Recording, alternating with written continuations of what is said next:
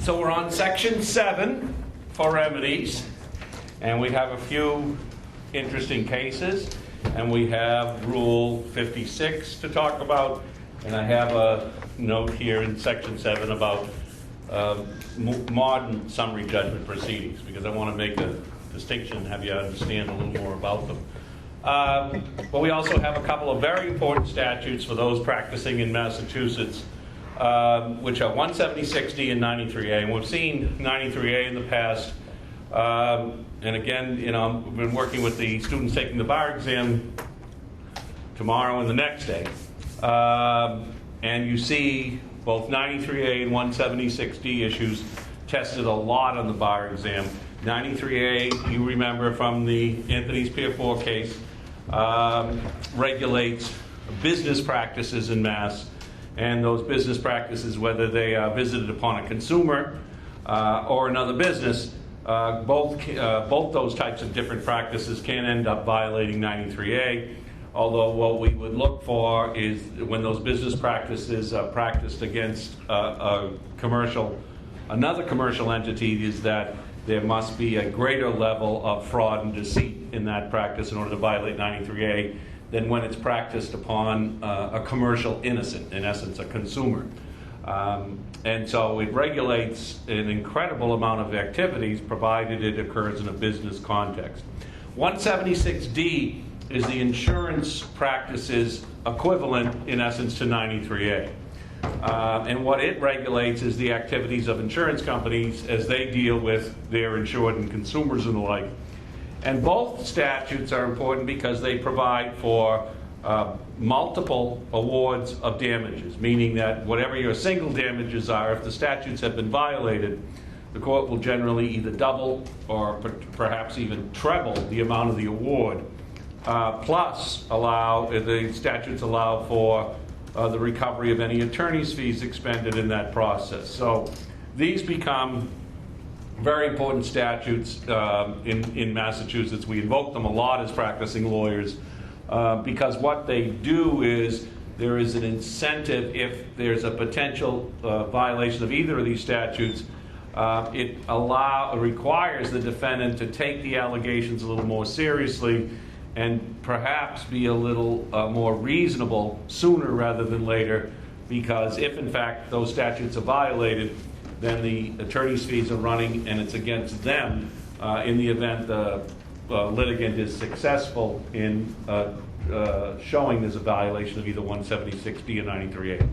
So we invoke them as a general matter early on if we can, put the other side on notice, and hopefully that generates a more serious discussion sooner rather than later about the merits of the case and the merits of going forward, as opposed to simply allowing the case to proceed as trial and then see what happens there. Lastly, I want to talk about Rule 56 from our list today, and that's summary judgment. That's what I call the second of our 3 testing motions. The standard is really the same whether we're in federal court or state court. What we're saying is that there are no material facts in dispute. Material means facts of consequence.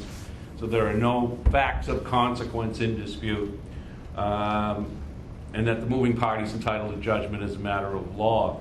The more modern standard gives the court a little more flexibility because it says there are no material facts in dispute that rise to a triable level, meaning perhaps the parties are saying they have a dispute about a certain item of fact, but there's no support or there is insufficient support in the record that would allow them to get to what their evidentiary burden is, and therefore, even though on the face of it they say there's a dispute, the case still isn't jury worthy, so therefore there's no material facts in dispute that rise to a triable level. It now becomes a question of law. The moving party is entitled to judgment as a matter of law. When I first graduated law school and was a practicing lawyer, you could file a motion for summary judgment with a one-page motion, maybe with or without a memo of a couple pages, and then you'd get to go into the court and argue it, and maybe be successful, maybe be unsuccessful. But it was a relatively simple, easy procedure. The more modern trend is that if you're moving for summary judgment and there is any discovery, then by local rule and by the rules themselves, the process becomes much more significantly involved. And by that, I mean you might be filing volumes and volumes of paper with references to the depositions and the documents obtained in discovery to show what material facts are in dispute and, in fact, what there can be no dispute of. So it becomes a significant piece of work, for the most part, whether we're in federal court or superior court in Massachusetts now, to move for summary judgment. Doesn't mean you don't do it. You still need to do it because in the absence of summary judgment, the case is going to trial, and all that evidence has to be gathered and assembled and organized in some way. And I think that's an important part of the process for you to understand, is that you really should be organizing the discovery in a civil suit as you go. Because in a lot of cases, we do a fair amount of depositions, we send out requests for documents, we get a lot of paper back. At some point, you've got to do something with it, and do something in an organized fashion so that you know what is where and what facts you can prove, what facts the evidence supports that you have, what evidence actually supports that fact, what evidence do you have that you can put in opposition to summary judgment or a trial that'll show that the other side is wrong when they say whatever it is they say, that the light was green, or that they say Ash invented the product, not your client. Whatever it is, now you've got to go through all of that information and really make sense of it. And I'm surprised a lot of times how reluctant some lawyers are to take the next step in that process and really put it in an organized fashion, have it in a database that you can use, because it's a lot of work and it's dull work.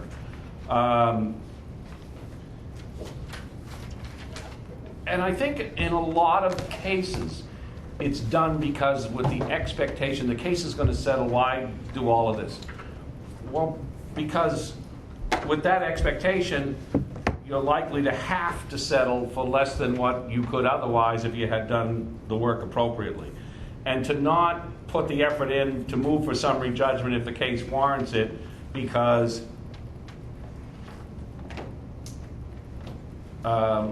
either filing or opposing a summary judgment motion in either federal court or superior court now could be, it depends on the scope of the case, obviously, but you could easily be looking at 50 to 100 hours worth of work. And that doesn't take a big case to get there. It's just a reasonably complicated case. I'll bring you down on Thursday some filings in a case, just so you can see the scope of it for a case that is reasonably complicated, but nothing extraordinary. It's just that the rules now require, to a much greater extent, that the court actually have a record that they can look at and not just be listening to you say, tastes great, the other side says less filling, and off we go. You need to support what the information you have. And it's a lot of work. Whether in federal or superior court, it's a lot of work. But it's the only way then the court makes sense of it. The court wants to put you through that work, by the way, because yes, it's a lot of work, but obviously tying up courtrooms for 3 days or a week or 2 weeks or a month even in some cases, because you want to try the case and have fun with it, that doesn't do the court any good. And a lot of courts, especially the federal courts, see that they have believe they have more latitude in granting summary judgment, in deciding what cases are jury worthy, even though on the face of the rule itself, it's basically the same. Some judges obviously believe in the right to a jury trial to a greater extent than others. So summary judgment becomes, in our civil suits, an incredibly important motion, but it's also an incredible amount of work in most cases now to be able to file it, unless you've got a pretty straightforward case on liability, or lack of liability, or clear liability, or lack of damages, summary judgment is oftentimes going to be a fair amount of work. If a case is reasonably contested, you'd be surprised, well, you probably wouldn't be surprised at the mess you guys can make of a case in zealously representing your client within the bounds of the law. And it shouldn't take a lot to make what can be a very simple matter appear to be much more complex with respect to your material facts being in dispute. But obviously that it depends on what the record is and how extensive it is. You have questions on summary judgment? We use summary judgment in civil cases a lot. Usually it comes at the end of discovery. It doesn't have to come at the end of discovery. It can come very early on in the case as well.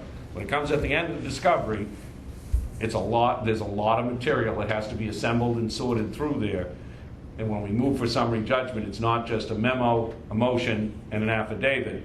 It's got to be with what we call a combined statement of facts. You and I agree this is the statement of facts. And what we don't agree on, you've got to give a reference in the record to what we disagree on and where it is. Okay, you say the color of the light. Well, no, you say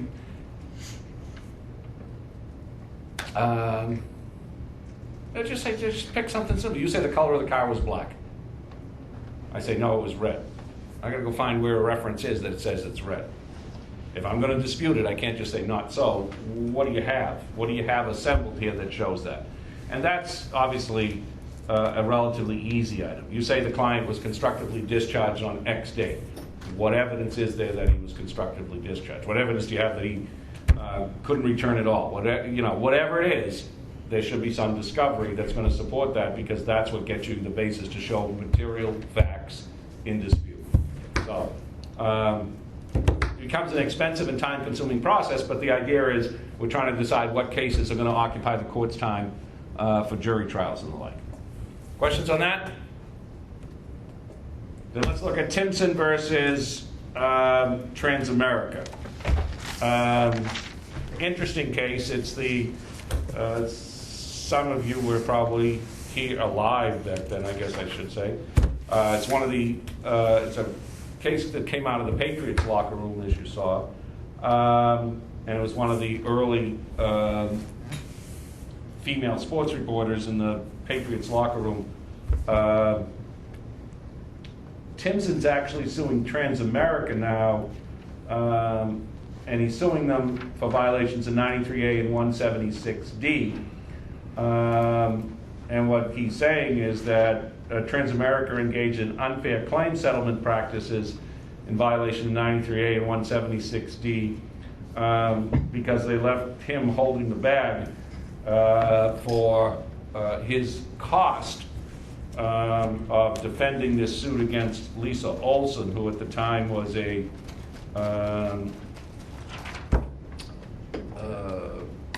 sports reporter for the Boston Herald. The case ultimately was settled prior to trial. Obviously, Tinson didn't concede any liability, but he had incurred legal costs and attorney's fees totaling about $88,000, it says.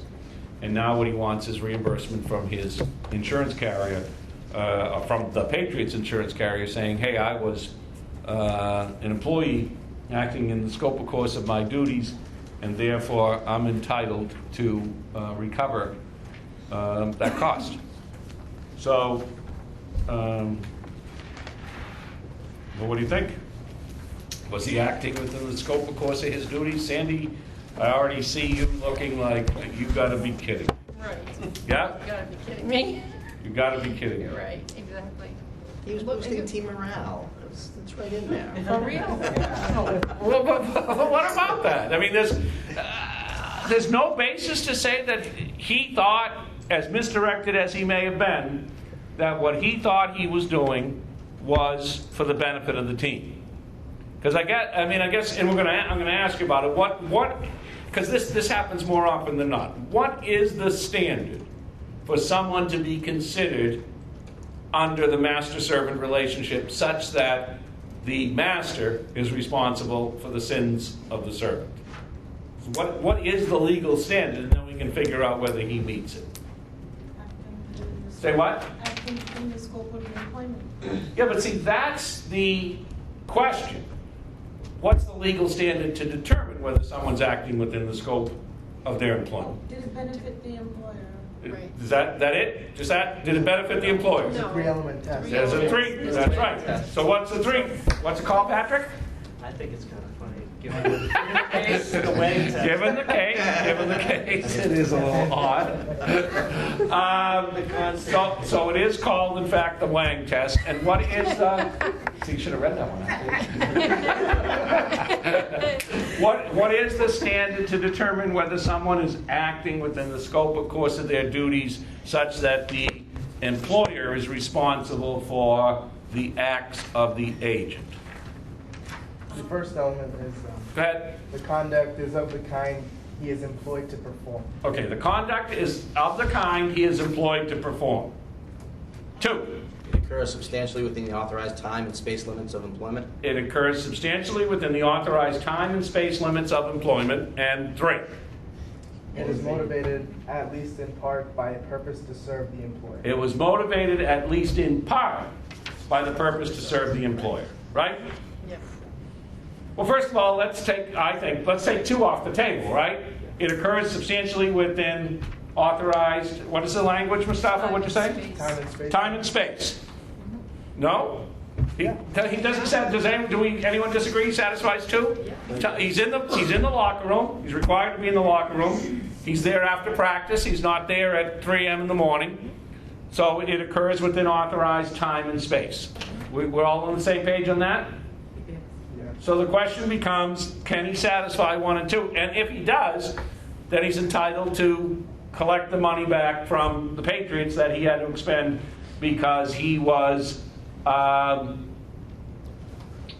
in the scope, of course, of his duties on behalf of the New England Patriots. What do you want to take next? 1 or 3? 1. 1? The one's more. Let me ask you this: is 1 more difficult to make for his argument? Yes. Or they? Which one is easier for him to make? Both of them? Well, what's 3? No, 3 is motivated. It is motivated at least in part by a desire to serve the master. Right. At least in part. No? At least in part by a desire to serve the master. I might not like women in that locker room at all. But if I've got to talk to her, I'll talk. If you make me, I'll talk to her. You say I've got to talk to her, okay, I'll talk to her. It's motivated at least in part by a desire to serve the master. What's your problem with that? Because you expect him to act like a gentleman, right? Yeah. Football player. No, football. No, listen. Well, no. Football players have a screw loose, no? Serious, right? Don't. They all do. No, seriously, right? I play football. To play football, you have to have a screw loose, don't you? Not the kicker. I'm not admitting to that. No, right? Listen, we all know now. It's a significantly more dangerous game than anyone expected. Sure. And you have to have a screw loose. Right? Sandy? No? It's not either. No, because isn't this what we're doing? We're expecting him to act responsibly, like a gentleman. He's in his locker room. And he's in his locker room. So they're going to be taking shower. You have to know that as a reporter. Yes. That's going to happen. So, You're going to see some genitalia. I agree. So is it that can he make a credible argument that, as misdirected as I was, I thought I was motivated, at least in part, by a desire to serve the master. Yucking it up with the guys. Okay, we agree he can try. Well, let me ask you this. Forget that. Would you try? Hell no. Oh, no, you're not. You as a lawyer, you wouldn't make this argument. Oh, yeah. As a lawyer, I can make any argument. But I don't believe it. Go ahead. If I was his lawyer, I would flip it like I usually do and say, what if I was a male going into a female locker room with naked women? It's not, it might be in part of my scope, my duty to say, that's not really what we want here, I don't think it's so much that she saw what she saw. No. I think it was the line that was crossed when they're displaying it to her, Right. making vulgar and crude comments, and then when Encouragement. there's a few of them that join in on it, Right. Which is then it Tinson's becomes more than just one guy going, "Oops, I'm coming by here," you know. And what if he was a team Don't look, captain? don't look. Would that make a difference? I mean, Well, but wait a minute though, and I don't dispute Pat's rendition of the facts here. But I wanted to take the pieces separately because, okay, so what he did is what Pat describes it, but these guys are all doing it too, right? And so I am trying to encourage the us being close, you know, boys being boys, yuck, yuck, yuck, right? And if I say, hey, knock it off, then they might not like me as a teammate, maybe create problems. I just want to go along, you know, I don't want to cause dissension in the locker room. I think the dissension becomes a problem in the locker room, doesn't it? So, They can't say that no women allowed, I mean, especially. no, she's got to be there, but you already told me she ought to expect this. Yeah, I mean, Yeah. to a degree. So it's her fault. It's not poor Tinson's I'm fault. not saying it's her fault, I mean, you still have to be mature about, you know, what's going on, but in the event that you're a female, you have to go into the male locker room, you know there's showering, there's horseplay going on, I mean, it happens. Boys will be boys. Exactly, no matter how grown or attempted. We're all jerks, No, I didn't say that. but you have to expect it. Nothing should surprise you. Okay, but so So you're saying that that behavior that happened in the way that he encouraged them and he played a part in helping these three over here, you know, is part of Camaraderie. serving his employer? team Really? unity, Are you team kidding unity. me? Well, first of all, let me ask this. We do agree, Sandy, that speaking to a reporter is part of my obligation to serve the Yes, master. yes. Well, and he was doing that, Yes. right? But Okay. not the- No, That's the important. no, but right? But he was doing that. He was speaking to He a was not speaking to the reporter. He was just directly. yelling to the He other. was Right. Zeke encouraging- Moab was, right? Right. He was Yeah. encouraging his teammate who was speaking to the reporter. In part. That's to hurry up and get her out of the locker room because I'm trying to get dressed.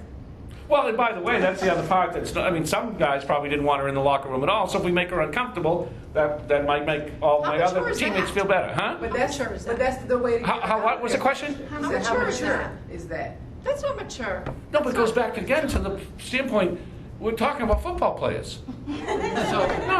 So what? They're not, She has a right to be there. Like, they can't say that she can't. she can, but Kelly tells me she should expect a fair amount of genitalia in that. And I room. agree with That's what she that. said. I agree with that, but she doesn't have to put up with the taunting and the.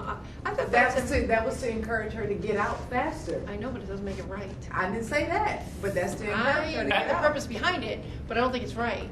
You And know, I wouldn't defend him anyway. If the Oh, you element wouldn't? stated Not at serve- all. I would. Nope. If the element Not at all. stated serve the employee, maybe you would have an argument, but serving the employer is in no way But these acts. right. No. This does not serve the New England Patriots. In at all. part, You're just saying, because I thought it's the way it read to me, it's motivated at least in part. Team unity. His motivations, personal motivations, at least in part, to serve the master. But if you look on this, it says, it is difficult to envisage how, I don't know how to say that word, how Tinson's alleged conduct of encouraged Mohawk's behavior could ever be perceived as serving his employer. I agree with that. No, but again, okay, well then that is this topic we're on. Well, because he's laughing and joking with the boys, his teammates. We're having a little fun at someone's expense that we don't want there. And that's okay. I don't think it's okay. I'm asking whether might not be okay. he can make an argument that it's motivated, at least in part, by an interest to serve the master. What's the third part? Maybe because you need all three, by the way, right? What's the third? What's the third one, which we said I think was the first one, actually. Yeah, the conduct is the kind he is employed to perform. Okay, the services of the kind he's employed to perform. I think it's a little more problematic. The amount of hits that he's taken, you know, you're right, he has a screw loose. Oh, definitely, but how's It's he an ever? extension. How's he ever going to satisfy that, or is it simply I'm required to perform talking to the media? And I wouldn't do this otherwise because I wouldn't want women running around my locker room when I want to get showered and changed and leave. The only, I mean, I don't want guys in there either, frankly, but if it might be a little more acceptable. No? Go ahead. There's only chance on that one might be, and it probably isn't, that one of the coaches was in the room and didn't discourage it, so he might have been thinking he was acting on behalf of the staff. If the coach doesn't tell me no, how am I supposed to know it's wrong? No? This whole thing sounded like, honestly, I mean, like a prelude to a gang rape. You know what I mean? Seriously, I mean, for her to bring these charges up, I mean, she had to know she was walking into some nonsense, and they obviously went way above and beyond what she ever thought would be going on down there. Yeah, but they're professional football players. They're not, you know, I know the that, ones but of the Crips, you know. Pretty. Some pretty sketchy stuff, you know what I mean? If it's that serious, then why have female reporters going into male locker rooms? I think it's foolish. I do think it's foolish. Well, but It's foolish, yeah. is it that? But why shouldn't? Well, hold on a minute. Why shouldn't the female reporter have the same right to make money that the male reporter does? Not in real locker room. Huh? Not the male locker room. Not in real locker rooms. Do it on the side court. I would do it and not have So. That's The male reporters get to go right in and get the story, and I've got to sit outside and wait for people to come out. Male That sounds reporters like go into a woman's locker room, I find that hard to believe. I would listen. I would let it come on in here. You have seen this, and well, you might have not seen mine, but at the end of the day, you can still walk around with a towel, or maybe.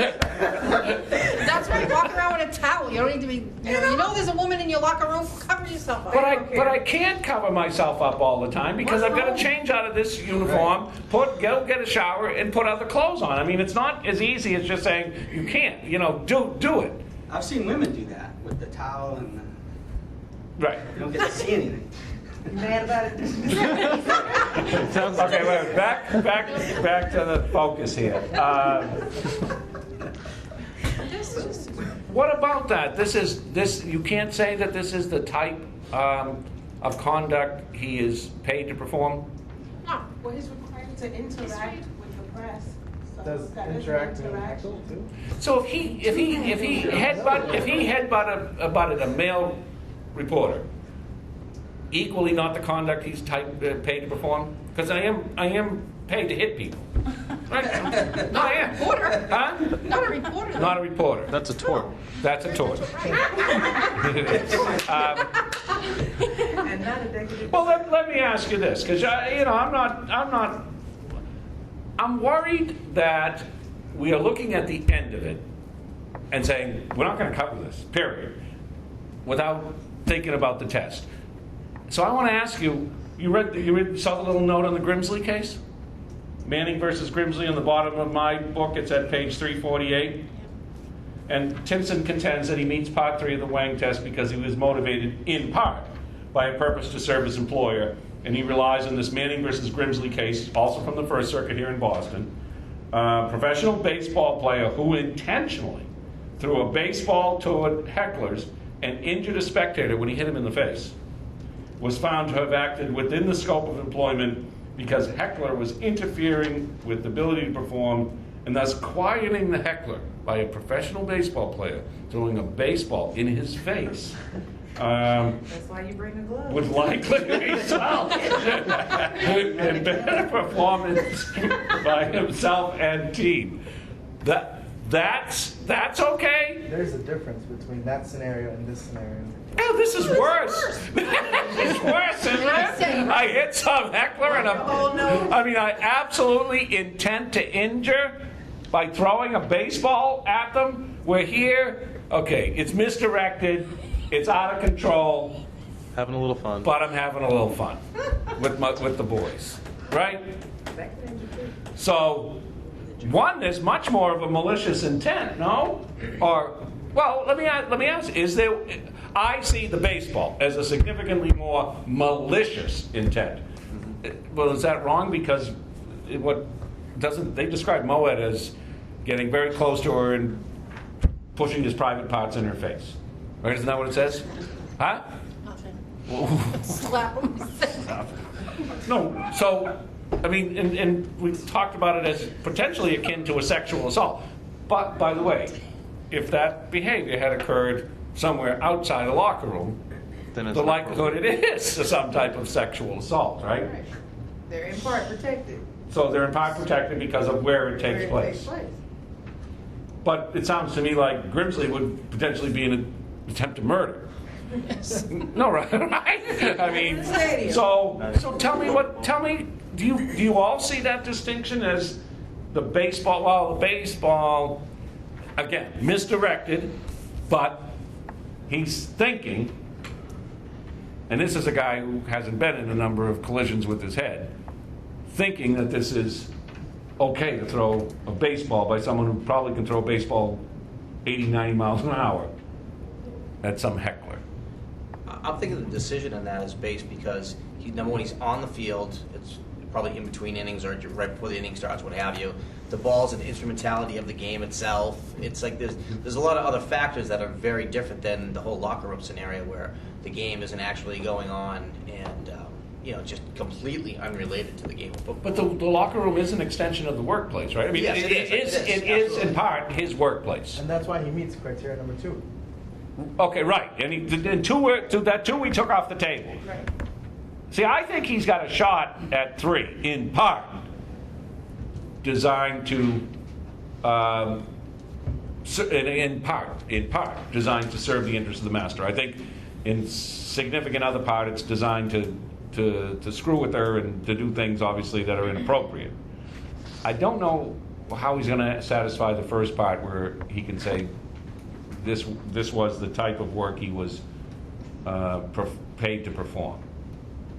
Unless you can get a coach to say, unless you can blame a coach that encouraged him or told him to get rid of the women. Well, I think it was you pointed out, or someone pointed out, well, there was a Patriots personnel coach there who did nothing. I mean, well, do you need someone to tell you this is wrong? Or do you really need someone to tell you this? How old is this gentleman? He was in his 20s at the time. Sure, Yeah, you right. should know better. What do you mean? It's just, I mean, there's Go ahead. 30-year-olds that do stuff like that. Come I'd be on, man. slapping my 20-year-old. You what? Slapping my 20-year-old. That's just wrong. It's.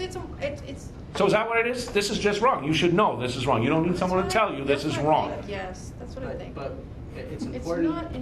Go ahead. To me, you're telling me that in part, well, maybe in part you're supposed to talk to a reporter, but in part are you supposed to heckle someone and throw your genitals in someone's whatever he did, whatever, I don't know. But again, just to make it, there is a technical distinction here. He didn't do that. He encouraged Zeke to do it, right? I was just goading him on. And the other thing you have to do, I think, as lawyers, we have to look at the date too. I mean, not to be a sexist, but this is what 20-something years ago.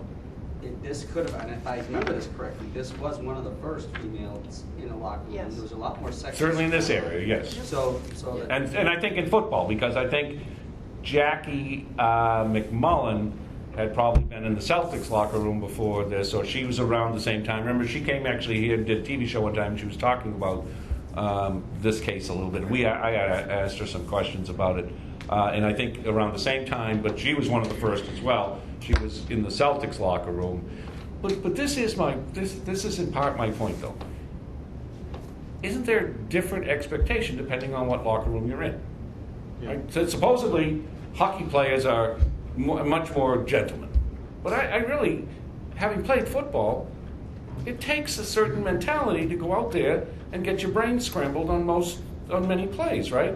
So if the motivation is his motivation, is it fair to say you expect him to act, without thinking that this, we're a That's little fair. off, That's right? fair. We're a little off. And so, to me, motivated in part. She had no place being in that locker room, just like I have no place being in a woman's bathroom. So it's What, woman's expected. bathroom or woman's locker room? Because would you guys, even, you agree to that? if they're naked, Yeah. Well, but you're going to be naked sooner or later in the locker room. So you don't think she should have been there? Yes. TV, you don't think No, so? Yeah, she shouldn't have been there. Go, girl, go. I say go in the locker room. I agree. No, but I I agree. say, I have I to agree. say, I agree. If you're gonna go in the locker room, you should sign a waiver. Like, I don't think there should be. So whatever goes once you go in. Yes. Sunshine. Say whatever goes. Well, I That's mean, what I'm you not say. saying- You sign a waiver. Obviously, defend yourself, like she said, smack them. But I'm saying that if a reporter wants to go beyond the bounds of where the players play and are viewed, then now you're going into private quarters. If you're gonna go there, sign a waiver. And I think it would be wise for the New England Patriots to have reporters do that. Because yeah, people wanna see behind the scenes, but behind the scenes, they're guys. They're paid to bring home championships, not to be moral, When you you sign a know. waiver to sexual harassment, what's next? You're not signing a waiver to sexual harassment, you're signing a waiver that anything you see, you're not gonna bring it against. Now, Including sexual harassment. no, you can still defend yourself. Signing a waiver is just to not hold them liable for, you know, anything that you might view. Obviously, if they're committing a tort against you, you have rights to sue, and I think the insurance company. So wait a minute though, Sunshine, you're restricting the waiver, because at first I thought it was broader too. Obviously, I think you don't have a right to sue for something you view, because you should be with the expectation that people will be naked in that locker room. Right? So I agree, I mean, I don't think we dispute that, huh? I said that's like home for them. I mean, Yes. essentially the field is literally. But if they intentionally, like here, would you still say that, okay, so now we have that waiver. Okay. What, this is still crossing the line, isn't it? It is crossing the line, and I think it's wrong, and I think that she could have, you know, defended herself, whether slapping somebody or maybe called them out, but it doesn't say she did anything. It doesn't say she just walked away and then filed a suit. Well, probably because if she slapped him, she'd be sued. So she Yeah. can't do it. Still, but. That's right. She might be trying to de-escalate the situation too by inaction. You know? I don't know. I still think she shouldn't have been there, but either way, I think they should have paid his fees. Well, how are you going to get the fees paid then? If you can't, here's the point, right? If we take the three-part test and the three-part test isn't satisfied, he doesn't have the right to collect from his employer. I know, but I disagree with that because he's in the locker room. So his conduct, not to say the egging on part, but the changing in the locker room, well, he's paid to do that. He's in a space and time of the locker room. And then, of course, he wanted to encourage, which I don't buy, but a team unity. So I would have argued differently, and I think that the insurance company should have paid his fees, because he pays the insurance. Don't they take a portion out for his insurance just to pay legal? I don't know whether this insurance is probably carried by an umbrella through the Patriots organization. All he's trying to do is get the coverage there. He's probably not paying for this type of insurance. That would be, the team would carry that cost, and they'd carry it anyway. It's not like we have to get an additional coverage for Michael Tinson. It's all the team and its agents would be covered under the policy. But I'm not sure how without this test, you're doing it out of sympathy, it sounds to me, not out of the test. Or are you saying you think 1, 2, and 3 can be satisfied, or you're just saying, okay, I feel bad for him because he was put in a difficult situation and he couldn't handle it. That's the way it goes. No, I don't feel bad for him because he's acting like a guy. What do you expect him to do? So then And why? I don't feel bad for her because she went into court. You do feel bad for her or don't? No, I don't feel bad for her. Well, okay. But I'm not saying she doesn't have a right to bring a suit. She can bring whatever suit she wants, but she should expect a certain level of behavior in the locker room with guys. Oh, okay, but I'm going to back up because how could you not feel bad for her? I don't. Right? They're trying to get a story. She's trying to get a story. She's sitting down, and a guy, naked guy, takes his genitals and starts pushing them in her face. And the other guys who might come to her aid are all encouraging the first guy to do more and more and more. I mean, that has to be a kind of creepy situation, no? Yes. So what? So you've been really quiet, Sam. So yes, it's kind of a creepy situation, which means what? Which means I just think it takes a special kind of person, a special kind of lady to be able to go into that particular locker room. Because certain girls that, you know, expect that level of an expectation. No, I mean, it's certain people that are not cut out to be able to do that particular portion. So that means, boo, you stay at the ESPN headquarters and you don't go anywhere and interview anybody. You sit there and you report the news or whatever. But for that person, you have to have the right mentality to go in there. So I, in part, agree with you in that I don't necessarily feel bad for her, because mentally you need to be prepared to go in there knowing that anything could happen of that nature, because they are silly. and they I don't should necessarily expect want the you. equivalent to a sexual assault. No, I'm just saying. No, but they're not do we thinking that it's a sexual But do we assault. disagree that this is a sexual It assault of is. some It is. It is. I She's mean, just but saying clearly she you doesn't can't be want that. sensitive going in there. But is that sensitive? Sensitive. Well, you're the ones being quiet here. I'm trying to make a case for you over here. I want to make a living. I want to do the job that I went to college for. I want to feed my Do family. you have to do it in the locker room? Yeah, but she's not thinking she's going going into there to a be zoo. harassed, She's right. thinking she's going into a professional setting, even though there's changing going on. And the reality of it is, it's not. I don't think she's stupid enough not to know. She's gonna be a woman, she's trying to even that playing field that there's always been a battle for. She's like, oh. If he's I'm in the gonna be one of locker them. room getting the story, if he is, and I'm a she, I got to get in there and get the story. Right. Or his story's likely better than mine. If I have to sit outside this room and wait for someone to come out, they may never come. Why weren't the guys doing the Wang Test to a guy reporter in the same room? It's because she was a woman and She's a woman, and they didn't want her there. They didn't want her there. I mean, what type of interview? Well, and I think that's right. They didn't want her there. There's also, I remember the stories at the time, they said, at least in part, and I don't know how they planned it, they said they thought she would linger in the Yes, I men's remember locker that. room. Probably. Yeah. That's, She's a cute one in there. Make her own. can I ask you, can I ask you, in thinking about this case today, would Tinson have, does Tinson have any claim against, say, the Boston Herald? Or I'm thinking about, I'll tell you what I'm thinking. ESPN and all these national broadcasters who put these very pretty girls along the sidelines as sideline reporters. And now I assume they get access to the locker room as well. And so something happens. I mean, you did it for ratings, right? I assume that some of these reporters who are spectacular looking are there not because they have PhDs in journalism. Sure. So do they bear some responsibility too? Yes. You're putting that person in the position that reasonably you could expect this is not going to end well, right? I mean, the Herald could have expected this is not going to end well. No? And I'm saying ESPN could, and ABC Sports, whoever does it. And I'm glad you went there because I wasn't going to bring it up. I didn't want to play devil's advocate, but a lot of these women, you're right, they don't have a degree. A lot of them go in there because they're trying to get with a football player. And I know some of them do that. So maybe Lisa Olson was looking to catch one of these prizes. Why don't you try and catch one of these prizes? Prizes. More than just those. That's what I was going to say. Well, there is more than just those, but not for nothing. She does not go in there expecting to be sexually end of story. And I don't think the Patriots, that's his job, hired to sexually harass, verbally, physically, whatever the case may be. And that's what he did. Even though he taunted, he played a part, And Well, whatever that guy's name is. Zeke Moab. The conduct is of the kind he is employed to perform. If he was talking to her and using disgusting, filthy, vile language, would that satisfy one? If he had been Zeke Moab, if he had been Zeke Moab, would that satisfy one? You make me talk to reporters, you can't make me say nice things. I'm serious. Yes, they can. I mean, Huh? What do you mean? Have you heard Kobe before cuss out reporters? Even coaches, they will do it. Bill Belichick. I'm still talking to you.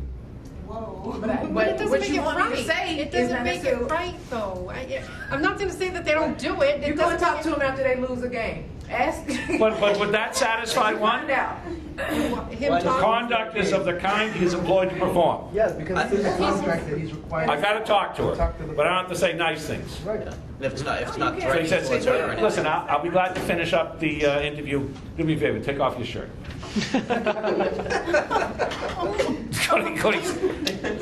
No, would that be covered, Sandy? I'm naked. I'm naked.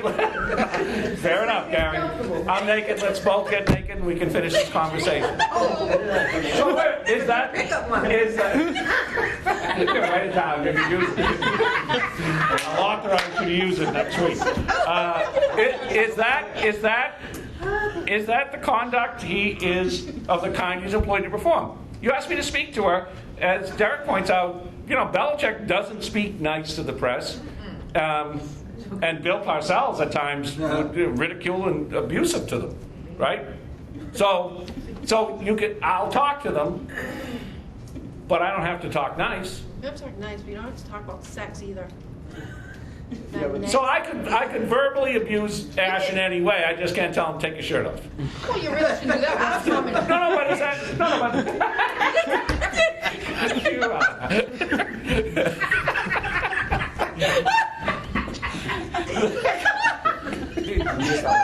Sorry, guys, I apologize. The conduct is the kind he is paid to perform. Paid to perform. Do you think they pay him to perform that way? And it says employed. No, I don't think that the Patriots owner wants you to talk that. Well, let me ask you this: Did the Red Sox pay those employees last year to perform in the manner in which they did? No, right? But I don't expect them to play lousy, but sometimes they do.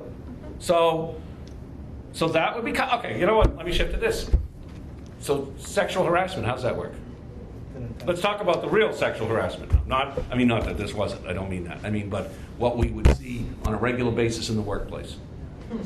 So when Kelly's boss at Coach sexually harasses her, Coach isn't liable. Are they? Yeah. Well, see, as lawyers, what we would do is take the Wang test and apply it to the scenario and see if Coach is liable. So, are they? Well, let's take 2. It occurs substantially within authorized time and space limits. So as long as we're 9 to 5 and Yep. in the stockroom, 2's good. Yeah. Clear. 1 and 3. It is motivated, at least in part, by a purpose to serve the employer. No. No. How will that serve the employer? Him sexually harassing a employee? How? Tell me how, and I'll Paying agree me with a you. compliment. I think just so for the record, I think you said it was.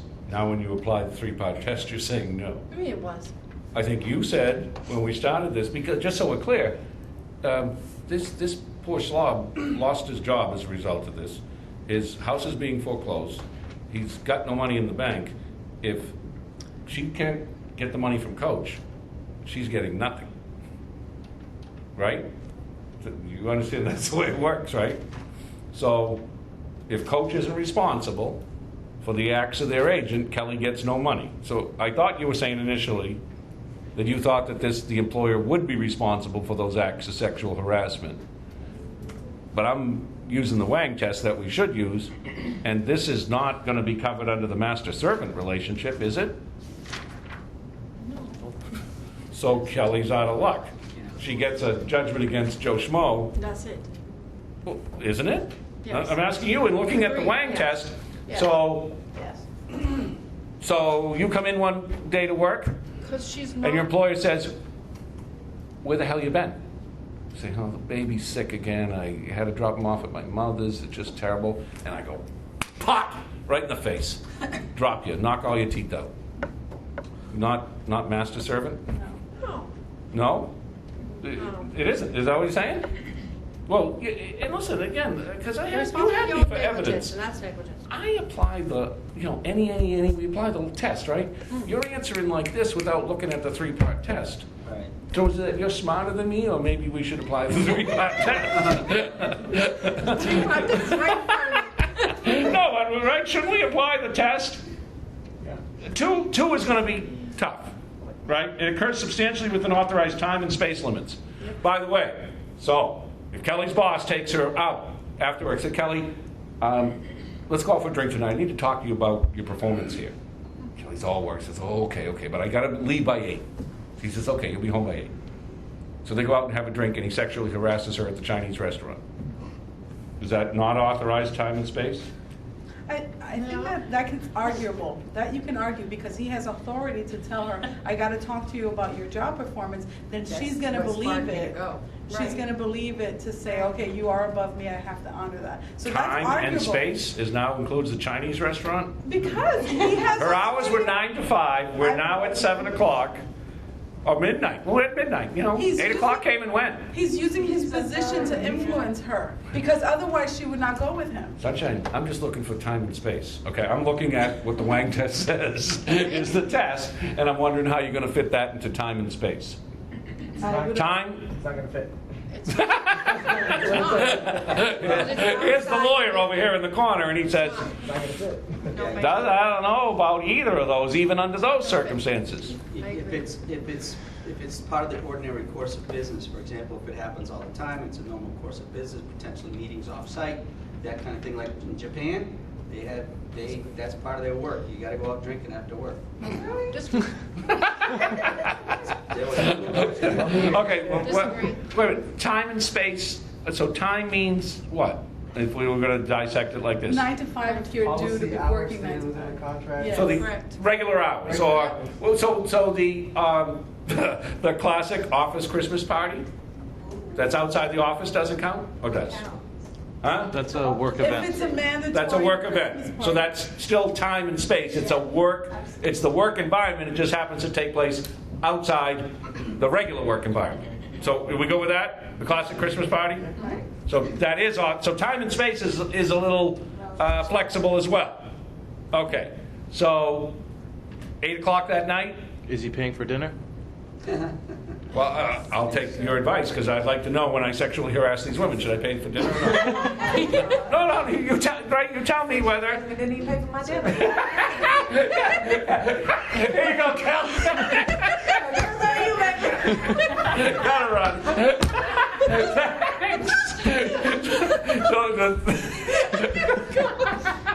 So does that will matter? Time and space, if it's at the job, it's fine. But time and space, I mean, like you guys are saying, well, this is after the game, but it's still part of his regular activities, part of the activities. Time and space, it's they may be a little more flexible than you think, but I do think, and we've got a case actually, there's one of the cases in Massachusetts talked about this from the standpoint of, well, it's agent, employer, employee. So Ash gets drunk at that Christmas party at the Chinese food restaurant, and then drives home. An employee is responsible for his own negligence. So if he's doing. Oh, listen, the employer is, the agent is always responsible for his own acts. Right. The only question is, can we tag the employer too, because they're the ones with the bucks, right? This is what we have to worry about, because I don't want just his money, because he may not have enough. I need to get to the principal. So Ash gets so drunk at this Christmas party that instead of sexually harassing Kelly, he drives her over with his car and he doesn't even know he kills her. Is he acting within the scope, of course, of his duties then? So authorized time and space, it sounds like he's out right there. No? After the Christmas party? It's not his own. That's out. Is he? It's not. If he get drunk during the party, If they provided his liquor, They did. yeah, I would argue yes. Well, how? If it's not master servant, if we're looking at this Wang test, I don't see it. I know it says that there, but you can still argue. How could you even say 1 and 3 are close to being satisfied in that drunk I driving didn't say situation? 1 and 3 were, but the time and space, if it's a mandatory party and. But it's like- on the way home now, So that's his own personal thing. He's going home. so he's out. He's out. well, there's But other. his So Kelly gets no money again. No. The company should, it's hard for the company to avoid liability because they should monitor how much liquor is, the employees are Sandy ingesting. says if you take out that beer glass and crack Kelly over the head at the party, maybe we could argue it's authorized time and space. But once you get out the door, all drunk like this, you're on your own time, not company time. Yeah, it's probably going to become a There's other social host statutes, issue. though. There's other It's not- vicarious liability statutes. Huh? Like, there's other vicarious liability statutes for negligence and things like that would come into play, not the Wang test. Right. Well, it might not. It's not a master servant necessarily. Right. That Wang test is sort of the classic master servant, but maybe there's other liability. But I'm not so sure you're going to do the employer. So sexual harassment claims are never going to satisfy this test. Is that what you're telling me? Let's assume it's the back room at Coach. 3, is motivated at least in part by a purpose to serve the employer. In part. I thought this would make Kelly perform a little better. Keep her healthy. Yeah, I did. I did. That's what could. No? Are you saying no? I don't think purpose to serve the employer. I mean, personally, maybe as an entity or the business of the employer. Sure. Put it this way, he's acting on his personal motives. He's got his own. It has nothing to do with the employee. It doesn't connect with the employee. It's his own personal stuff, so he's responsible. But if you're Okay, but listen, you guys understand, this is, I don't, when you're representing Kelly, this is not the argument you want to advance. Right. Because, and I might agree with you, but now I've got to work harder at creating the argument that the employer is responsible. Because the store manager is out of work. He's got no money. I need Coach to pay for this. And I want them to pay big, right? They got plenty. So are you saying no? I don't, not under this, not under Wang. Maybe you could talk about hostile environment or other things, but it isn't a master-servant relationship under these circumstances because you can't satisfy, even if it occurs on the job. So you're comfortable with time and space. We go back to Tinson case, and how do you satisfy 3? It is motivated at least in part by a purpose to serve the employer. Because if you won't give it to Tinson, you can't give it to the sexual harasser. But if you give them 3, I'm not sure you can ever do 1, right? I mean, how could you ever say the conduct is of the kind he is employed to perform unless he happens to be a Chippendale dancer or something like that, right? Because no one pays you to have sex with your employees. God, that didn't look right. No, right? I mean, how do you ever satisfy 1? The conduct is of the kind he is employed to perform. So violence in the workplace, out. So you get beat up by a coworker or your boss, out. It's never going to be master-servant relationship. Right? All these workplace violence, no? Does that be a loophole? What do you mean a loophole? You're looking at the test. To perform it. So Huh? You're not employed to beat someone up. No, Well, but I guess a unless you're lot of people work with crazy people, right? I don't know. Yeah, but in such a circumstance, you wouldn't just rely on the Wang test. You would bring in other liability right. statutes or Like what? negligence. Hiring the wrong person. What do you mean hiring? Oh, that I should have known that Ash was dangerous. And he was going to shoot up this room one day. Exactly. How do you know that? I mean, you're going to have to show. You're going to have to show, right? But it's not master. Oh, they should have known Coyne. Forget Ash because he's not an employee. Should have known Coyne would beat up some students someday. Oh, God. Again. No, is that right? That's what. It's not master servant. Because if I do that to you, that's not covered under Wang. Because you can't satisfy 1. The conduct is of the kind he is employed to perform. He is not employed to perform physical abuse of students, right? Mental's in there though, right? Mental's covered. Well, law professors, that's part of the job. No, but so, that's right. So even like teachers at grammar schools, high schools, that's not master servant. Maybe we can talk about, there's other legal theories, and especially in sexual harassment, we talk about allowing a hostile environment to exist, right? So that I know that there's all these problems going on in the Patriots locker room and I don't do anything about it.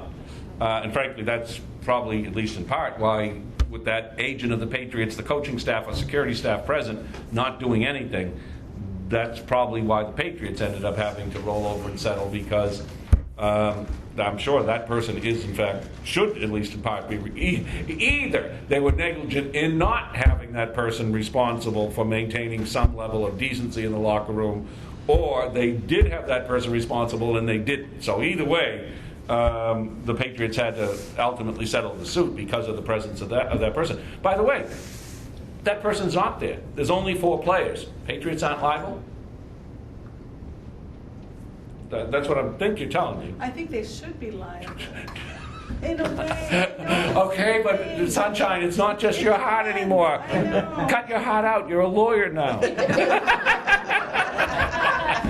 No, I'm only kidding. But seriously though, right? We need to use the law.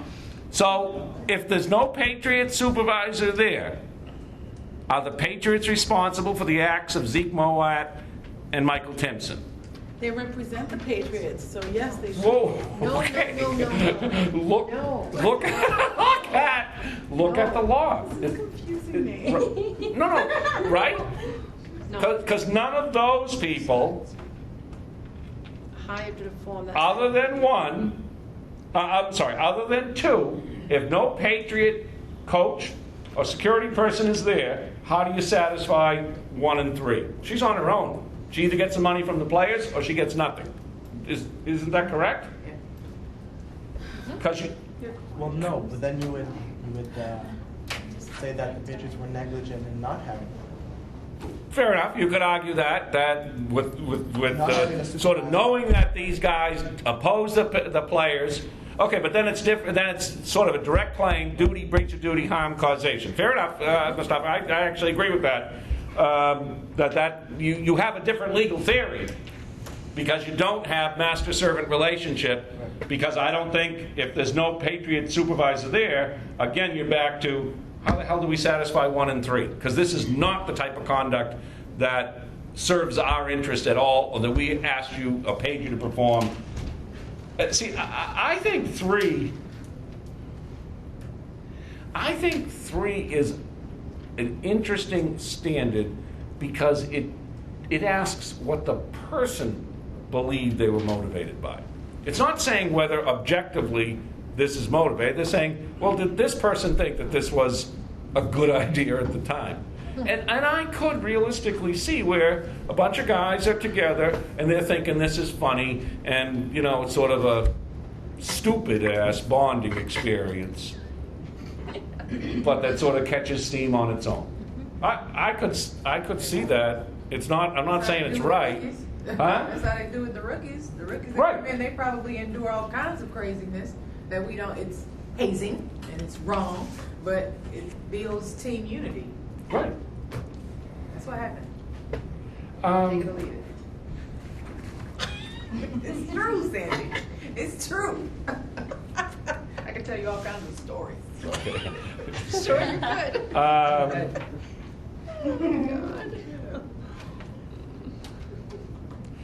So this sexual harassment, because it says right here, and this is what I wanted to sort of wrap up with, it says, the conduct in which he allegedly did participate, sexual harassment, was not the kind of conduct that he ever would be legally employed to perform. But no one would, right?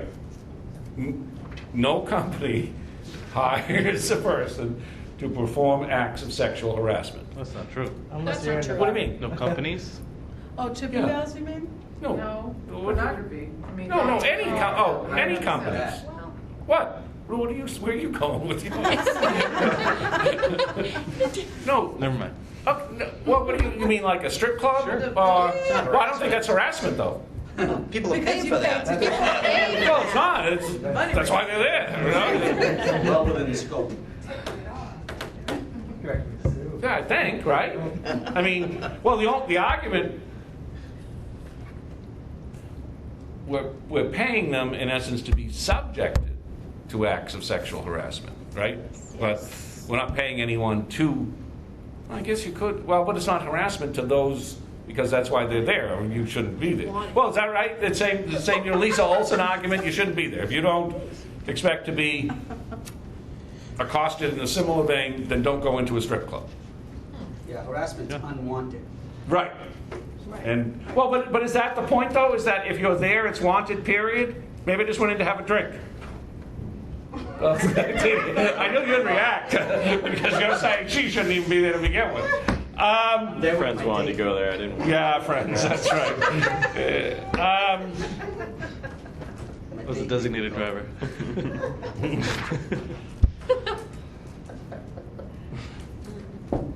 So are you comfortable that the standard you're telling me is that when a victim comes into your office and says, this is what my boss did, and they're truly egregious,